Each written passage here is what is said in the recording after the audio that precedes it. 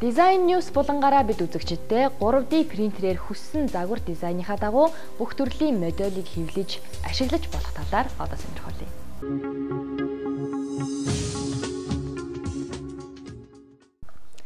Эрхэм үзэгчдээ бид Design News булангараа та бүхэнд үнэхээр сонирхолтой байж чадах нэгэн нэвтрүүлгийг бэлтгэлээ.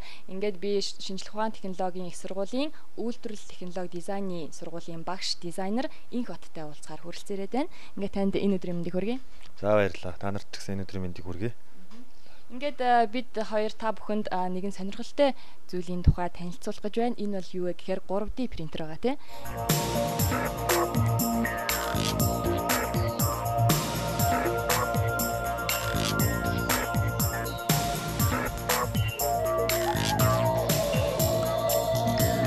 Гэт 3D принтер гэж яг юу вэ?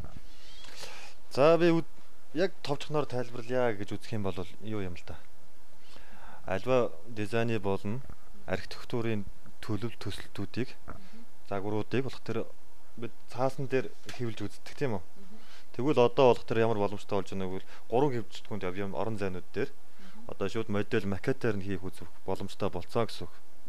Тэгэхээр яг энэлийг л хийдэг принтер юм л да 3D принтер гэж.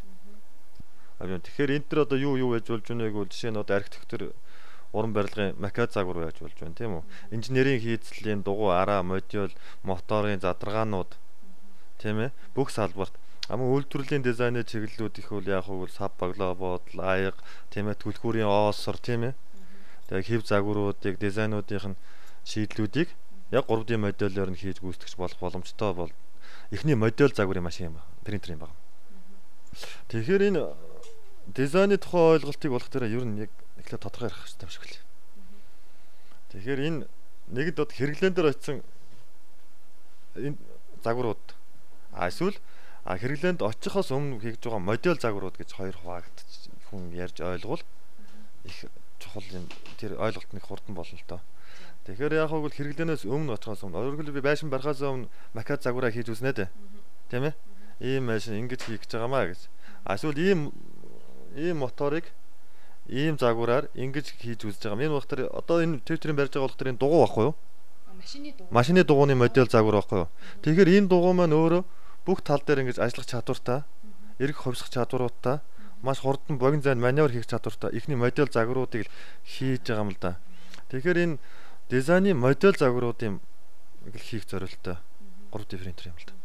Одоо жишээлбэл энэ гэхээр одоо машины дугуй гэж юм. Дугууны модель байгаа. Тэг их загварууд тийм ээ. Тэгэхээр энийгээ мэдээж одоо ингэ компьютерт эхлээд програмын өгөөд эхлээд өөрөө мэдээж хүн дизайнер ч юм уу тэр загвар зохион байгуулагч юм эхлээд өөрөө санаа гаргана тийм үү. Санаа гаргахдаа нэг компьютерийн орчинд төслөө боловсруулна.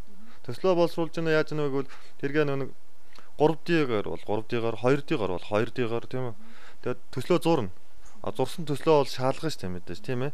Ямар материалаар, ямар үр дүндээр, ямар эргэлтийн тооцоонууд хийж болохоор байна. Эсвэл ямар өндөр барилга барьж болохоор байна тийм үү.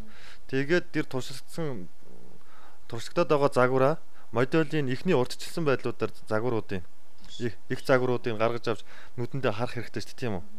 Тийм ээ. Дараа нь бусдад бас танилцуулах хэрэгтэй. Тэргээ турших шаардлагатай. Тэгэхээр ашиглагддаг зүйлээ гэсэн үг. Тэгэхээр энийг өштэй тийм ээ маш өргөн нөхцлүүдээр бас ашиглаж болно л доо. За хоёрдугаар нөхцөл нь болохоор ийм одоо шинэ инженерийн шийдлүүд буюу архитектурын шийдлүүдэд ашиглаж болохоор юм байна. Тэгвэл хэрэглээний загваруудад тийм үү? Хэрэглээний модель загварууд болох төр яг хөө энэ дээр бид нөө түлхүүрийн оосор, тэмдэгний, тэгээ бөөгчний нөгөө нэг цом дэлгүүрт байдаг да. Тэрний одоо бид одоо цомыг бол цомны зураг гэж ийм цом зураг гэж хэлсэн дээрүү ийм цомын загвар хийх үү гэж ярьсан дээрүү гэдэг нь хүнд шалгаар хоёр ойлголт өгнө дөө. Тэгэхээр энийг л үйлдвэрлэдэг л 3D принтер гэсэн үг л дээ.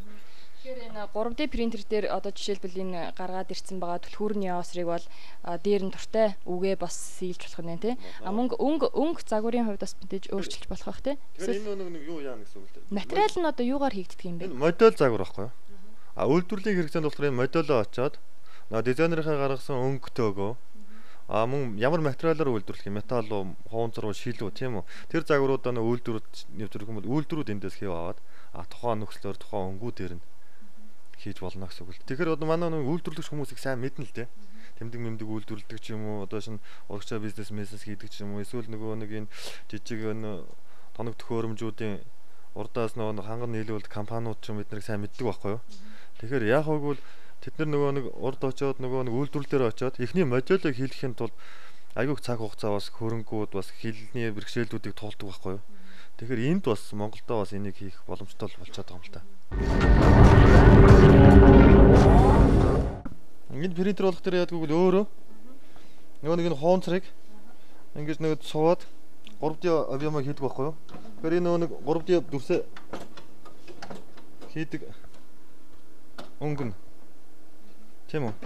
Хуванцар материалаар одоо хэвлэх гэж байгаа бүх зүйлийнхаа материал нь гэсэн үг шүү дээ, тий? Хуванцар нь өөрөө. Тий. Тэгэхээр нэг 3D модельийг зөвхөн хуванцраар хийдэг байхгүй юу? Хуванцрын түүхэд нь ингээд энд материалаа хийчихнэ. Тэгэхээр одоо жишээлбэл сая яриад байгаа дугуй маань одоо энд хийгдээд байгаа нь юм л дээ. Тийм үү? Тэгэхээр энэ одоо нэг удаа ингээд хөвлөж гарч ирэхэд энийг одоо жишээлбэл хэдий хэр хугацаанд хийж дуусгал. Энэ их модельийн машин л да. Тэгэхээр энэ жоо удна. Үйлдвэрлэлийн орчинд модельоо нэг хийсэн байх бол наадах ч олноор үйлдвэрлэх юм бол урд хугацаа л да. Нөгөө нэг саяны материалыг ийм цомол утас болгочоо тэгээд энэ дээрээ ингээд өөрөө явчихдаг байхгүй юу? Ингээд нэг юм нэгж байгаа юм шиг инженеэр тайлбарлах юм бол тэгээд шинж нэг объем үснэтэй.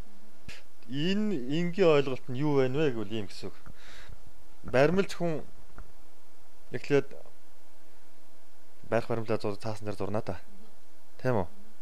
За зурсан цаасаа харж агаад баримлын шавраар баримлаа барих уу? Тэр чинь шууд төмрөөр барьдаг шүү дээ. Тийм ээ? Шууд төмрөөр барьж болно тэр нь жоохон төвөгтэй. Тэгээ төмрөөр барьснаасаа хэв авч агаад хэвэндээ хүрлээр цутгана да. Тэгэхээр бас нэг өөр технологиуд явагдаад байна да. Тэр технологитой төсөөлтөө эхлээд тэр баримлаар барьж байгаа заагвар нь л энэ байхгүй да. За 3D орчинд миний одоо зургийг зураад тэгээд компьютерчлаад компьютерт оруулаад энэ машин руу зурнаа гэсэн компьютер дээр өөрөө зурж байгаа шүү дээ. 3D орчинд зурчаад компьютер руу оруулдаг гэсэн байхгүй шүү дээ. Тийм үү? За тэгээд тэрнээсээ харин команд өгчих юм бол хэвлэх принт өгчих юм бол энд нөгөө шууд баримлыг чинь барих гэж байна да. Их цагуурын баримлаас. Тийм бас хийж болно гэсэн үг байна. Энэ модель яаж дуусгах вэ? Ингэж дуусгах юм байгаа шүү дээ. Энэ зүгээр хэмжээ оврыг харуулж байгаа. Тийм үү? Энэ дотор нөгөө нэг энэ хөдөлгөөнд батарейнууд хийгдээд энэ өөрөө тунгалаг материалаар хийгдээд тэгэд энэ түлхүүрний осрол дээрт гэрлийн загвар байхгүй юу? Тэгэд компьютерийн сурталчилгаа. Нөгөө талаараа тийм үү? Тэгэхээр тэр болтол бас дамжлагууд хэрэгтэй шүү дээ тийм үү? Үйлдвэрүүдтэйг ямар гэрлүүд ямар пластик ашиглах уу? Тэгэхээр бид эхний модель загварын машин л багхгүй юу? За ингээд үзэгчид маань тодорхой хэмжээний гоё сонирхолтой мэдээллийг өгсөн. Дизайнер багш инх удаа баярлалаа. Танд бас цаашдынх нь ажилд нь өндрөөс өндөр амжилтыг хүсье. За баярлалаа. Та бүхэн ч гэсэн өндөр амжилт хүсье.